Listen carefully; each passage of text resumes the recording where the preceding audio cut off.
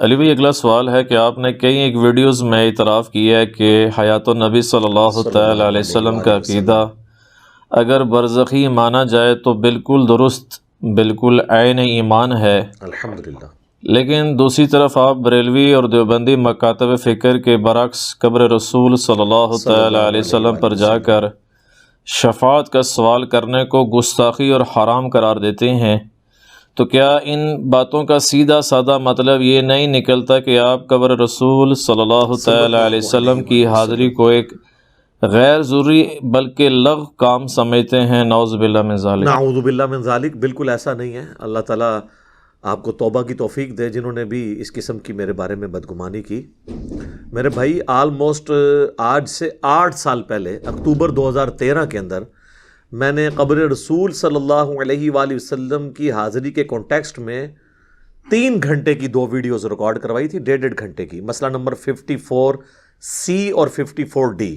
54A اور B جو ہے وہ حج اور عمرے سے متعلق تھی، اور 54C اور D قبر رسول کی حاضری سے متعلق تھی صلی اللہ علیہ وآلہ وسلم، جس میں میں نے دونوں ایکسٹریم رویے، ایک طرف جو اہل حدیث کے امام ہیں، امام ابن تیمیہ المتوفیٰ 728 ہجری، اور دوسری طرف امام علی السبکی صوفی جو ہیں المتوفیٰ 756 ہجری، دونوں کے ایکسٹریم رویوں کے اوپر میں نے گرفت کی تھی، اور اس میں میں نے بتایا تھا کہ اس میں کوئی شک نہیں ہے کہ قبر رسول صلی اللہ علیہ وآلہ وسلم شعائر اللہ میں سے ہے۔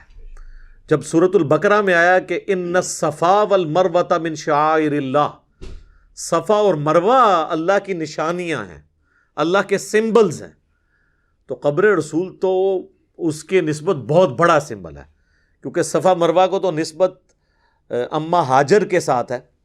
یہ ہاجرہ لفظ غلط ہے، ہاجر لفظ ہے، سیدنا ابراہیم علیہ السلام کی جو وائف تھی، اور قبر رسول کی نسبت تو ہمارے محبوب صلی اللہ علیہ وآلہ وسلم کے ساتھ۔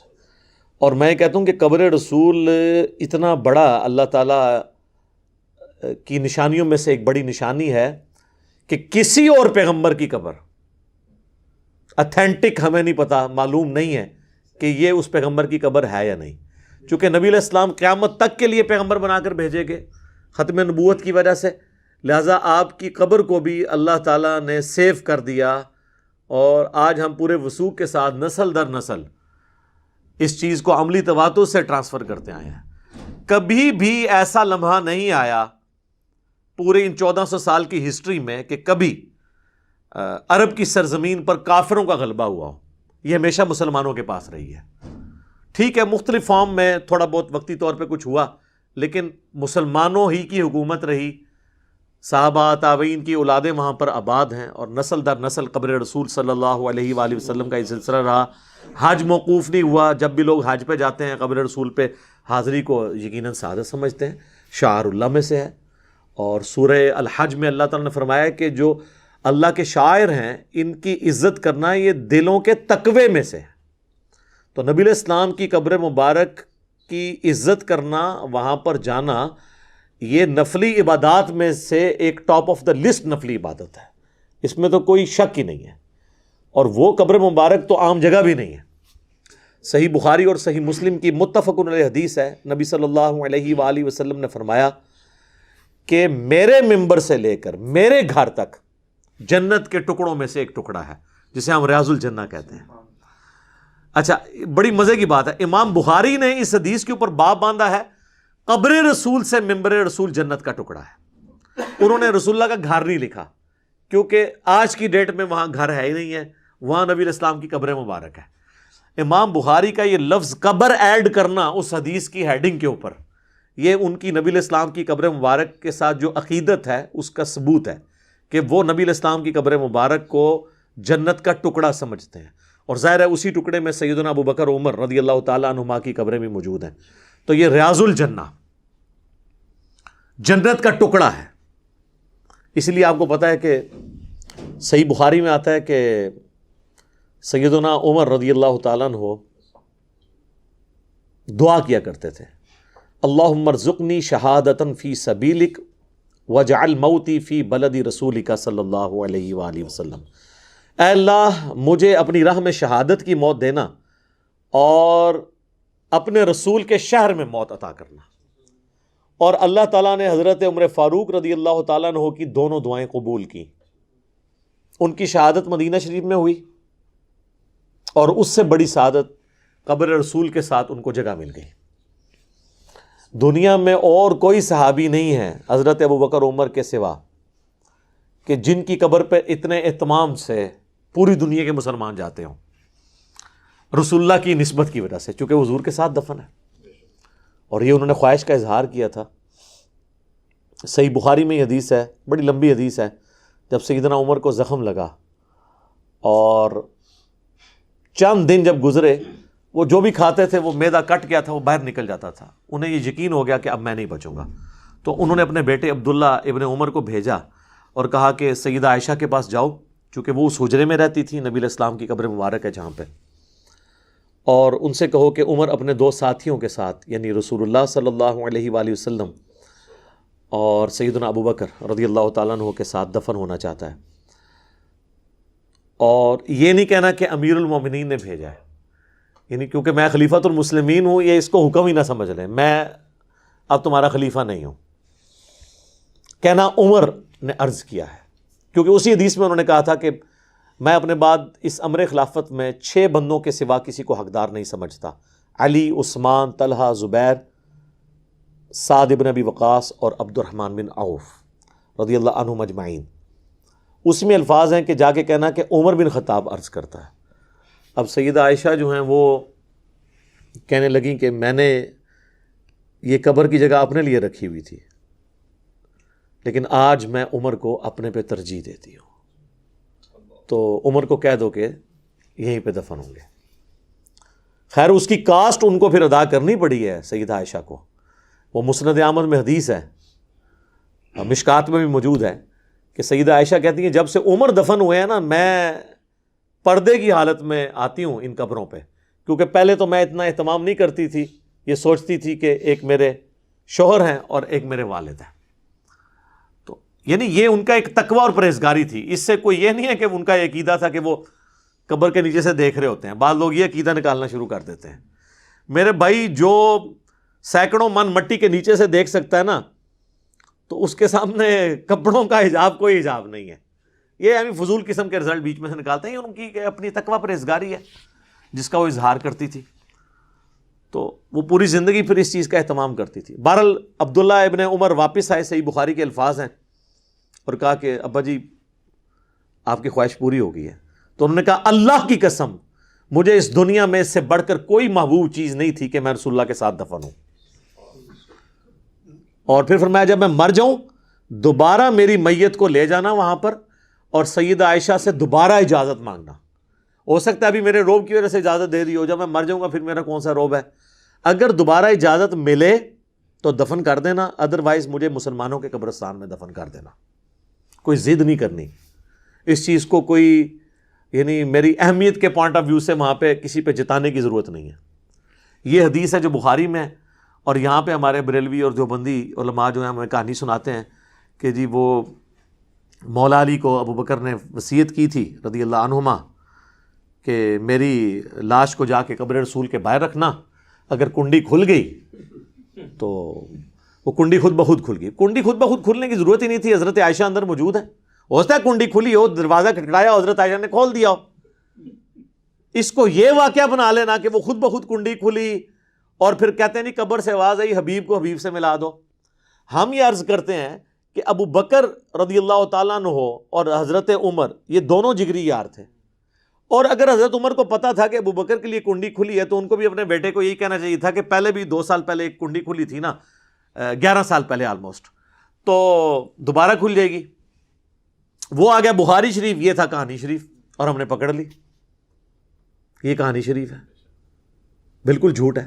ایک پریسیڈنٹ جب سیٹ تھا، وہ بخاری مسلم میں حدیث ہے نا، عبداللہ ابن عباس کہتے ہیں کہ حضرت عمر کی میت رکھی تھی اور ایک شخص میرے پیچھے آیا، اس نے میرے کندھے پہ اپنی کونی رکھی اور اس نے سیدنا عمر کی میت کو مخاطب کر کے کہا کہ مجھے امید تھی تم اپنے 2 ساتھیوں سے جا ملو گے، کیونکہ میں نے بارہا حضور سے سنا تھا میں ابو بکر اور عمر داخل ہوئے، میں ابو بکر اور عمر فلاں جگہ گئے، میں ابو بکر اور عمر یوں کیا، اور اللہ کی قسم تم وہ شخص تھے کہ تمہارے اعمال پہ مجھے رشک تھا کہ میں اللہ کے حضور ان اعمال کے ساتھ پیش ہوں۔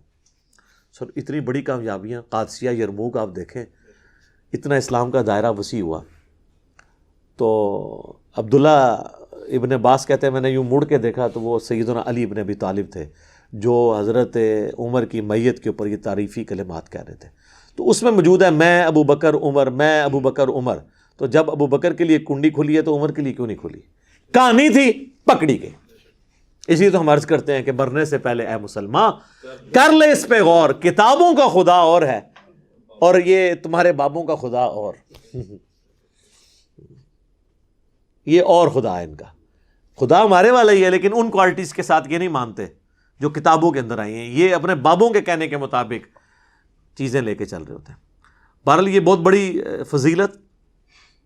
صحیح مسلم میں حدیث ہے کہ جو شخص مدینے میں مرے گا اور اس کے مصائب پہ صبر کرے گا، قیامت والے دن میں اس کا سفارشی ہوں گا اللہ کے حضور۔ جامعہ ترمذی میں حدیث ہے ہو سکے تو مدینے میں مرو، یعنی جو مدینے میں رہ رہے کوشش کرے مدینے سے باہر نہ نکلے۔ امام مالک اسی لیے نہیں نکلا کرتے تھے نا، انہوں نے ایک ہی حج کیا ہے، وہ کہتے ہیں میں نے مدینے سے باہر نہیں نکلا مجھے موت۔ اور امام مالک کی قبر آج مدینے میں میری حاضری کئی دفعہ ہوئی اس قبر مبارک پہ۔ چند ایک قبریں جو اپنی اوریجنل حالت میں موجود ہیں جن کو لوگ جانتے ہیں، ان میں امام مالک کی قبر بھی ہے۔ امام مالک کی قبر جو ہے امام نافع جو ان کے استاد ہیں عبداللہ ابن عمر کے شاگرد، دونوں کی کٹھی قبریں۔ تو امام مالک وہاں پہ دفن ہوئے مدینہ شریف کے اندر۔ تو جامعہ ترمذی میں حدیث ہے کہ ہو سکے تو مدینے میں مرو، کیونکہ جو مدینے میں مرے گا قیامت والے دن میں اس کی شفاعت کروں گا۔ لیکن پھر وہاں کا پروٹوکول بھی ہے، یعنی ظاہر ہے وہاں کا ایک احترام ہے، ایک وہ خود ساختہ احترام ہے جو ہمارے پرائم منسٹر صاحب پھر پچھلے دنوں گئے ہوئے تھے، وہاں پہ وہ ننگے پاؤں پھر رہے تھے۔ یعنی میں ان سے پوچھتا ہوں کہ کیا حضرت ابو بکر، عمر، عثمان و علی مدینہ شریف میں ننگے پاؤں پھرتے تھے؟ یا حضور کی وفات کے بعد وہ وہاں پہ ننگے پاؤں پھرا کرتے تھے؟ یہ آپ کون سا دین امت کو سکھا رہے ہیں؟ ورنہ پھر آپ کو ڈکلیئر کرنا چاہیے کہ وہ احترام اور ادب کے رویے جو صحابہ اور اہل بیت کو نہیں پتہ تھے وہ آج کے مسلمانوں کو پتہ چل گئے ہیں۔ تو یہ تو بڑی پھر آزمائش بن جائے گی۔ اگر آپ اس طریقے سے معاملات کو لے کے چلیں گے تو مصیبت کھڑی ہو جائے گی۔ میں نے آپ کو پہلے بھی ایک دفعہ عرض کیا تھا کہ الیاس قادری صاحب تو کافی عرصہ جب یعنی مدینہ شریف جایا کرتے تھے تو وہ گراؤنڈ فلور پہ ہی کمرہ لیا کرتے تھے۔ وہ یہ کہتے تھے کہ میں اگر فرسٹ فلور پہ چلا گیا تو یہ توہین ہو جائے گی قبر رسول کی، معاذ اللہ۔ اور بلکہ یہ اوریجنل واقعہ ہے، ایک بھائی جو اس کے خود گواہ ہیں، وہ ساتھ تھے ان کے، وہ کہنے لگے انڈیا کے ایک عالم کو ملنے کے لیے گئے الیاس قادری صاحب، تو وہ ایک بلڈنگ میں کوئی چوتھی منزل کے اوپر انہوں نے کمرہ لیا تھا، تو وہ باہر آگے کھڑے ہو گئے، انہوں نے کہا آپ نیچے تشریف لیں۔ انہوں نے کہا جی آپ اوپر کمرے میں آ جائیں۔ ان کا میں کمرے میں نہیں آ سکتا اس لیے کہ نبی علیہ السلام سے اوپر ہو جاؤں گا میں، تو یہ توہین ہو جائے گی۔ تو اس عالم صاحب نے پھر ان کو پھکی دی کہ حضرت جس زمین پہ آپ کھڑے ہیں نا، قبر مبارک تو اس سے بھی نیچے ہے، یعنی اگر اس لیول پہ بھی مانا جائے تب بھی جب دفنایا جاتا ہے کسی کو تو قبر کھود کے، اور ویسے پریکٹیکلی اگر آپ دیکھیں تو ابھی تو مسجد نبوی میں کافی نیچے ہے وہ، چونکہ وہ بلڈنگ کو اوپر کیا گیا۔ اب یہ اس طرح کے آپ رویے پیش کریں گے۔ ان کی پچھلے دنوں ایک ویڈیو بھی آئی ہوئی تھی جس میں وہ گرین گھاس کے کنارے پہ کھڑے ہیں اور وہ کہہ رہے ہیں کہ جی میں یہ چونکہ گنبد خضرا سے اس کا رنگ ملتا ہے اس لیے میں اس پہ پاؤں نہیں رکھوں گا۔ تو پھر میں نے اس میں الزامی جواب دیا تھا کہ پھر تو آپ کالی جرابیں نہیں پہن سکتے کیونکہ غلاف کعبہ کالا ہے، آپ کالے ٹائر والی گاڑی میں سفر نہیں کر سکتے، آپ کالی روڈ کے اوپر سفر نہیں کر سکتے، جہاز بھی کہاں جا کے لینڈ کرائیں گے؟ الٹیمیٹلی جہاز نے بھی جہاں لینڈ کرنا ہے جہاز کے اپنے ٹائر بھی کالے ہیں، جس روڈ پہ اس نے لینڈ کرنا ہے وہ بھی کالا ہے۔ تو خانہ کعبہ کے غلاف کعبہ کی کوئی اہمیت نہیں ہے۔ غلاف کعبہ تو نبی علیہ السلام کے مبارک زمانے سے پہلے کا چڑھ رہا ہے، اور بخاری مسلم میں آتا ہے نبی علیہ السلام نے اسے انڈورس کیا ہے، وہ اسی طریقے سے چڑھتا آ رہا ہے، تواتر کے ساتھ آ رہا ہے۔ تو یہ غلط رویے ہیں، اس طریقے سے کوئی احترام نہیں ہوتا۔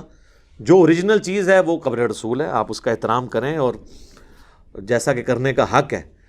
جو سیدنا عمر کا میں نے آپ کو بتایا، صحیح بخاری میں ایک اور حدیث ہے کہ سیدنا عمر مسجد نبوی میں انہوں نے دو بندوں کو جھگڑتے ہوئے دیکھا، ان کی آواز ہلکی سی بلند ہوئی تو انہوں نے انہیں بلا کے کہا کہ کہاں کے رہنے والے ہو؟ تو وہ کہنے لگے ہم طائف سے ہیں۔ تو انہوں نے کہا اگر تم مدینے کے رہنے والے ہوتے تو میں تمہیں کوڑے مرواتا کہ تم رسول اللہ کی مسجد کے اندر اپنی آوازوں کو بلند کر رہے ہو۔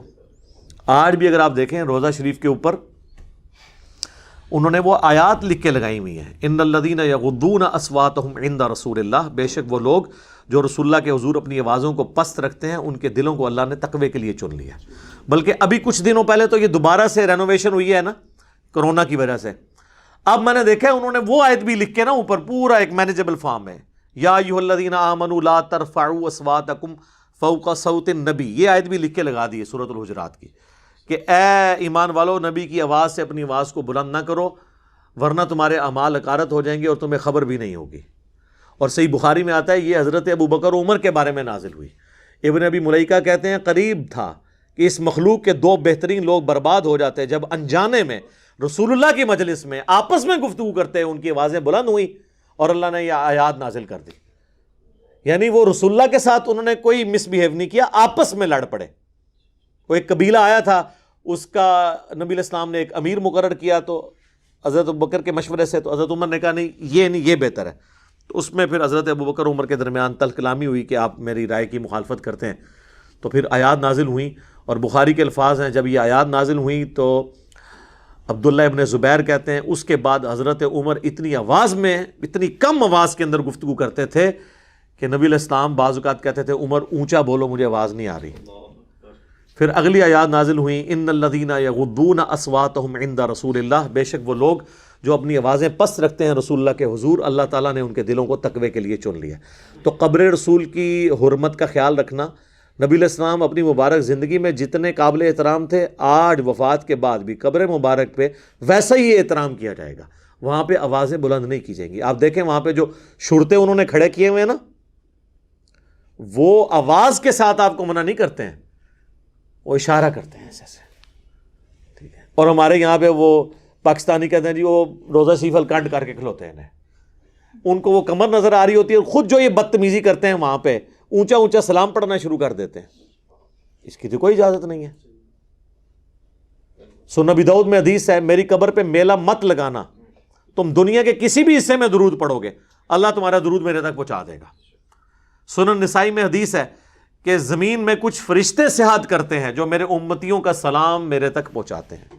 اس سے بھی بڑھ کے بخاری اور مسلم دونوں میں حدیث ہے جب تم پڑھو گے السلام علیکہ ایھا النبی ورحمۃ اللہ وبرکاتہ، السلام علینا وعلی عباد اللہ الصالحین، تو زمین و آسمان میں ہر مخلوق تک تمہارا سلام پہنچ جائے گا اللہ تعالیٰ کی طرف سے۔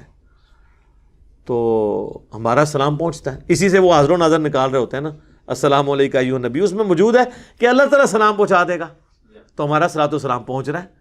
ہاں روزہ شریف پہ سلام عرض کرنے کی ایک خاص فضیلت ہے، وہ سنن ابی داؤد میں حدیث ہے،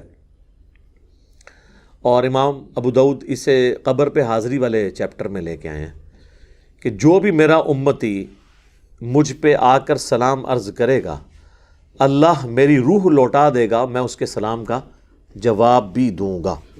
قبر رسول پہ جب سلام عرض کیا جاتا ہے، یہ صحیح حدیث ہے، اسے سارے محدثین صحیح کہتے ہیں اس حدیث کو،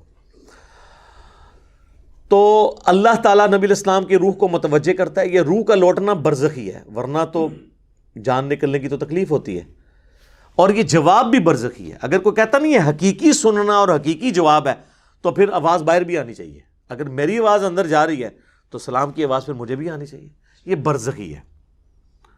تو نبی علیہ السلام جو قبر رسول پہ حاضر ہو کے سلام عرض کرتا ہے نا، اس کو حضور خود جواب دیتے ہیں، یعنی حضور کی دعاؤں کا حصہ اسے نصیب ہوتا ہے۔ یہ ہمارا عقیدہ ہے الحمدللہ۔ اس میں اس لیے تو حضرت عمر کی تربیت آگے ٹرانسفر ہوئی ہے ان کے بیٹے میں، عبداللہ ابن عمر کے بارے میں آتا ہے کم از کم 4 کتابوں میں، الموطا امام مالک، المصنف ابن ابی شیبہ، سنن الکبریٰ البیہقی، فضل الصلاۃ علی النبی، یہ 4 کتابوں میں کہ عبداللہ بن عمر جب کبھی بھی مدینہ شریف سے باہر کہیں بھی جاتے یا واپس آتے اپنے گھر مدینہ شریف، جاتے وقت بھی اور آتے وقت بھی 2 رکعت مسجد نبوی میں نفل ادا کرتے، اس کے بعد قبر رسول پہ حاضر ہو کے کہتے السلام علیکہ یا رسول اللہ، پھر حضرت ابو بکر کی قبر پہ السلام علیکہ یا ابا بکر، پھر حضرت عمر کی قبر پہ السلام علیکہ یا عمر، اور ایک روایت میں ہے السلام علیکہ یا ابتا، اے میرے باپ آپ پر سلام ہو۔ تو یہ ان کی روٹین تھی۔ تو قبر رسول پہ آپ نے اس طرح ہی خطاب کرنا ہے، ڈائریکٹ کرنا ہے السلام علیکہ یا رسول اللہ کے ساتھ. یہاں بھی ہم نماز میں پڑھ رہے ہیں السلام علیکہ ایھا النبی. پیچھے جو عقیدہ اگر کوئی حاضر و ناظر والا رکھتا ہے یا اس قسم کا، ہمیں اس سے اختلاف ہے. یا رسول اللہ کے عقیدے سے تو ہمیں اس حوالے سے تو نہیں ہے. آپ پڑھ سکتے ہیں السلام علیکہ یا رسول اللہ پڑھیں. اور یہ تو حضرت ابوبکر نے پڑھا ہے. نبی الاسلام کی جب میت رکھی گئی تو نبی الاسلام کو انہوں نے یہاں پہ بوسہ دیا، اور صحیح بخاری میں کم از کم 4 جگہ یہ حدیث موجود ہے، اور کہا یا رسول اللہ آپ پہ اللہ 2 موتیں جمع نہیں کرے گا. ایک موت آپ کا مقدر تھی، وہ آپ کو آ کے رہی، یعنی اب آخرت کی زندگی آپ کی شروع ہو چکی ہے، دوبارہ موت نہیں آئے گی، وہ آخرت کی زندگی میں. تو وہاں پہ آپ صلی اللہ علیہ وآلہ وسلم کی میت مبارک کو یا رسول اللہ کہا حضرت ابوبکر نے. تو ہم قائل ہیں اس میں. ویسے شیخ زبیر صاحب کا ایک تفرع تھا، وہ کہتے تھے قبر رسول پہ آپ السلام علیکہ یا رسول اللہ پڑھ سکتے ہیں، جعلی شریف کے باہر آپ نہیں پڑھیں گے کیونکہ وہ قبر رسول نہیں ہے. تو میں نے ان کو پھر علم الکلام والا جواب دیا تھا کہ حضرت یہ تو آپ کی لاجک ہی غلط ہے، کیونکہ قبرستان جب ہم جا کے سلام عرض کرتے ہیں تو قبرستان تو سینکڑوں کلومیٹر پہ پھیلے ہوئے بھی قبرستان ہیں. اگر آپ یہ دیکھیں کہ یہ قبرستان وقت کے ساتھ ختم ہو گئے، چلیں آپ بہت محتاط اندازہ کریں، 8-8 10-10 کلومیٹر پہ پھیلے ہوئے قبرستان تو پاکستان میں موجود ہیں. تو اس کی جب آپ دیوار پہ کھڑے ہو کے کہتے ہیں، جو صحیح مسلم میں حدیث ہے السلام علیکم اہل الدیار من المؤمنین والمسلمین وَإِنَّا إِن شَاءَ اللَّهُ بِكُمْ لَلَاحِقُونَ نَسْأَلُ اللَّهَ لَنَا وَلَكُمُ الْعَافِيَةَ.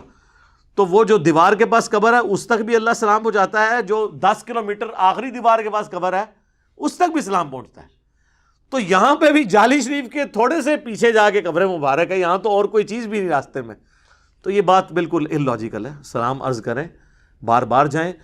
ہمیں تو جب بھی مدینہ شریف سے لوگ فون کرتے ہیں یا لوگ حج اور عمرے پہ جاتے ہیں تو میں ان سے یہی ہمیشہ کہتا ہوں کہ قبر رسول پر حاضری ہو تو آپ وہاں پر جا کر میرے لیے دعا کریں. یہ سلام بھجوانا یہ ضرورت نہیں ہے، وہ ہمارا ویسے ہی پہنچ رہا ہے وہاں پہ السلام علیکہ ایھا النبی. یہ کوئی ثابت نہیں ہے. آپ یہ کہا کریں کہ قبر رسول پر جا کر دعا کرو، کیونکہ وہ دعاؤں کی قبولیت کی جگہ ہے، شعار اللہ میں سے ہے نا. اچھا وہاں پر بھی آپ دیکھیں گے کہ وہاں کے جو عرب کے لوگ ہیں تھوڑا غلوف کرتے ہیں، وہ قبر رسول کی طرف منہ کر کے دعا نہیں کرنے دیتے. شاید ان کے ذہن میں یہ کہ یہ قبر مبارک سے مانگ رہے ہیں، تو وہ کہتے ہیں کہ آپ قبر کو پیٹ کرو، کعبے کی طرف منہ کرو. ایسا نہیں. جب آپ کسی بھی قبر پہ جائیں گے نا تو کعبے کی طرف آٹومیٹکلی آپ کی پیٹھ ہوگی، آپ قبر کی طرف ہی منہ کریں گے. یہ لاجیکل ہے جب آپ قبر کے اوپر حاضری دے رہے ہیں، کیونکہ چہرہ تو اس طرف ہوتا ہے نا. تو اس میں کوئی حرج نہیں ہے، آپ قبر رسول کی طرف منہ کر کے دعا کریں. دعا تو آپ نے اللہ سے کرنی ہے، نبی الاسلام سے شفاعت کا سوال نہیں کرنا. اور یہ جو شفاعت کا بار بار یہ بات کرتے ہیں، سر شفاعت آپ نے اللہ سے مانگنی ہے. اور نبی الاسلام نے تو آپ کو گھر بیٹھے ہوئے ایک وظیفہ بتا دیا ہے. صحیح مسلم میں حدیث ہے، جو اذان کا جواب دے اس کے بعد درود شریف پڑھے اللہم صلی علی محمد وعلی آل محمد، اور اس کے بعد الوسیلہ والی دعا مانگے تو میری شفاعت اس کے لیے حلال ہو جائے گی. جامعہ ترمذی میں حدیث ہے، جو کوئی شخص اللہ کا ذکر اور درود پڑھ کر دعا مانگتا ہے اللہ تعالیٰ اسے محروم نہیں لوٹاتا، اس کی دعا قبول کرتا ہے. بلکہ نبی الاسلام کے الفاظ ہیں سل تعطا سل تعطا، مانگ تجھے دیا جائے گا، مانگ تجھے دیا جائے گا. جو اللہ کا ذکر اور درود شریف. اور نماز میں اللہ نے یہی ترتیب رکھی، پہلے اللہ کا ذکر ہوتا ہے التحیات للہ والصلوات والطیبات، اس کے بعد السلام علیکہ ایھا النبی، پھر درود ہوتا ہے. بخاری مسلم کے الفاظ ہیں جب درود پڑھ چکو تو جو چاہو اپنے رب سے مانگو. کوئی بھی آپ دعا عربی کے اندر سنت دعا، اس کے علاوہ بھی آپ دعا مانگ سکتے ہیں تشہد کے اندر، تو وہ دعا کی قبولیت کا ذریعہ ہے درود شریف. یہ کہنا کہ جی وہ قبر رسول پہ جا کے شفاعت، اور وہ پھر اس میں پچھلے دنوں میری ایک ڈیٹیلڈ ویڈیو ریکارڈ ہوئی ہے سورۃ النساء کی آیت نمبر 64 کے کانٹیکس میں، وَلَوْ أَنَّهُمْ إِذْ ظَلَمُوا أَنفُسَهُمْ جَاءُوكَ.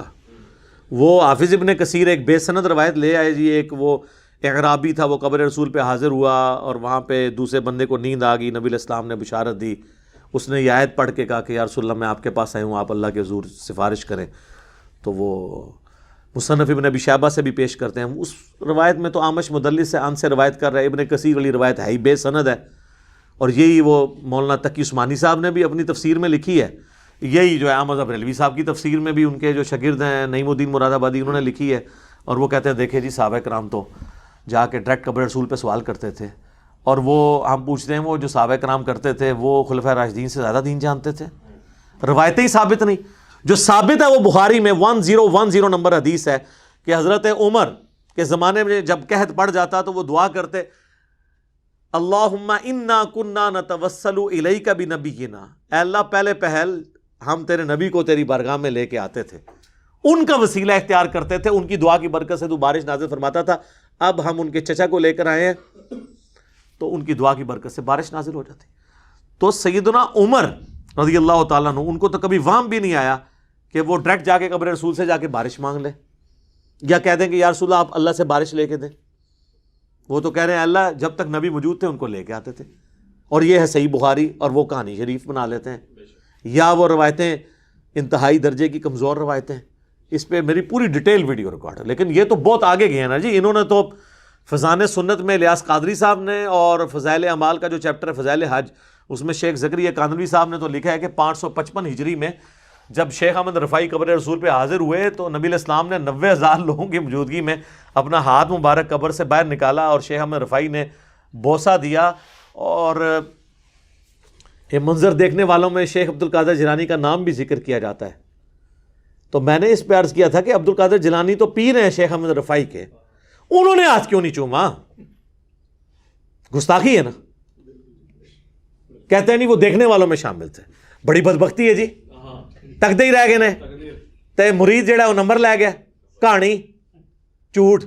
اور میں یہ کہتا ہوں کہ یہ ہاتھ مبارک سقیفہ بنی ساعدہ والا جو مسئلہ ہوا، جو صحیح بخاری مسلم میں آتا ہے 6 مہینے تک مولا علی نے بیعت نہیں کی، ادھر تو یہ ہاتھ مبارک کوئی نہیں باہر نکلا۔ جنگ جمل صفین اور نہروان کے حوالے سے تو کوئی انسٹرکشن نہیں آئی ہے۔ یہ بات کے لوگ عجیب و غریب قسم کے دعوے کرتے ہیں۔ یہ چونکہ ساری چیزیں قبر رسول کے ساتھ جڑی ہوئی ہیں، تو لہٰذا میں نے آج سے 8 سال پہلے 2 لیکچرز 1.5 گھنٹے کے ریکارڈ کروائے تھے، جس میں نے قبر رسول سے متعلق جتنی حدیثیں ہیں، صحیح حدیثیں بھی بیان کی، ضعیف حدیثیں بھی بیان کی، اس لیے تاکہ لوگوں کو پتہ چل جائے، ایک ایک چیز کلیئر کی۔ مسئلہ نمبر 54C اور 54D، جسے شوق ہے وہ دیکھے۔ باقی ان تمام چیزوں کو بیان کرنے کا مقصد یہ ہوتا ہے آپ کی آنکھیں کھلیں، نبی علیہ السلام کی قبر مبارک کی عظمت سے کس کو انکار ہے، اور آپ لوگ ہمیں بتائیں گے کہ وہ عظمت کیا ہے۔ آپ کا تو حال یہ ہے کہ آپ کے سامنے ہم قرآن رکھیں، حدیث رکھیں، آپ کہتے ہیں نہیں جی ہمارے بزرگوں کو نہیں پتا تھا، اور ہم وہ یہ ہیں، ہمارا لیول ایمان کا یہ ہے کہ آپ کے سارے بزرگ کوئی بات کر رہے ہیں، ہم کہتے ہیں نہیں قرآن میں لکھا ہے اپنے بابے اپنے کول رکھو۔ تو آپ بتائیں عاشق رسول کون ہے اور گستاخ رسول کون ہے؟ یہ جو سورہ حجرات کی آیت ہے کہ نبی کی آواز سے اپنی آواز کو بلند نہ کرو، اگر اللہ یہ گوارا نہیں کر رہا کہ حضور کی آواز سے آواز بلند ہو جائے، اس کے اوپر تباہی ہے۔ اور جو حضور کی بات سے اپنی بات کو بلند کر دے، یا اپنے کسی بابے کو بلند کر دے، یا اس کی بات کو بلند کر دے، اس سے بڑا گستاخ رسول کون ہے؟ اور یہ سارے گستاخ پارٹی یہ لوگ ہیں۔ یہ سمجھتے ہیں ہم ننگے پاؤں پھر لیں گے، ہم وہاں جا کے اس طرح کی ایکٹنگ کر لیں گے کہ جی ہم نے جو ہے وہ دوسری یا تیسری منزل پہ نہیں چڑھنا کیونکہ وہ توہین ہو جائے گی۔ یہاں تو یہ مشہور کیا جی گنبد خضرا کا سایہ نہیں ہے۔ جناب گنبد خضرا کا سایہ اس لیے نہیں ہے کہ وہ اوپر والی منزل پہ ہے اور وہ پورا فلور بنا ہوا ہے، اس کا سایہ زمین پہ کیسے پڑے گا؟ آپ اوپر جائیں سایہ ہے۔ وہ تو آپ یہاں بھی کوئی ایسی بلڈنگ بنائیں، اس میں گنبد بنا لیں اور اوپر والا پورا فلور ہو، تو وہ سایہ تو نیچے تک پہنچ ہی نہیں نہ سکتا، وہ اوپر کے فلور پہ ہی رہ جاتا ہے۔ کہتا ہے جی ہم نے نہیں دیکھا۔ جناب اس طریقے سے تو آپ کو یہاں پہ بھی بنا دیتے ہیں۔ اچھا گنبد خضرا کا سایہ نہیں ہے، کبھی انہوں نے یہ نہیں کہا کہ کعبے کا سایہ کوئی نہیں ہے؟ سوچنے والی بات ہے، وہ اس لیے کو نظر آ رہا ہے، اور کہتے ہیں جی وہ کعبے کے اوپر سے پرندے جو ہیں نا وہ نہیں گزرتے۔ جناب غلاف کعبہ کے اوپر پرندوں کی بیٹھیں ہوتی ہیں، اور آپ کے پاکستانیوں نے چھوٹی چھوٹی کینچیاں چلا کے اس کے دھاگے بھی کاٹے ہوئے ہوتے ہیں، یہ بھی کرتے ہیں۔ اور جب غلاف کعبہ چینج ہوتا ہے تو کتنے فوجی بوٹوں سمیت کعبے کے اوپر بھی چڑھے ہوتے ہیں۔ یہ کہتے ہیں نہیں جی پچھوں جناب اینج گھول آندے نے، اینج کر کے لنگ جاندے نے، ٹھیک ہے، اور جناب کعبے کے اوپر بیٹھے ہوتے ہیں۔ میں نے جب 2007 میں حج پہ گیا تو روزہ شریف پہ جب حاضری ہوئی تو وہاں میں نے بارہا دیکھا کہ وہ جو گنبد خضرا کے اوپر ہلکی سی ایک ٹپ بنائی ہوئی ہے انہوں نے نا، اس ٹپ کے اوپر بھی آ کے کبوتر بیٹھ جاتے تھے، حالانکہ بڑا مشکل ہے بیٹھنا۔ اور میں نے وہاں کئی پاکستانیوں کو کہا کہ آپ کہتے ہو نا کہ پرندہ نہیں گنبد خضرا کے اوپر سے گزرتا، یہ بیٹھا ہوا ہے فزیکلی اور ایگزیکٹلی ٹپ کے اوپر جا کے، اور یہ سمجھتے ہیں کہ جی وہ بیٹ نہیں کرتا ہوگا، فلاں نہیں کرتا ہوگا، یہ نہیں کرتا ہوگا۔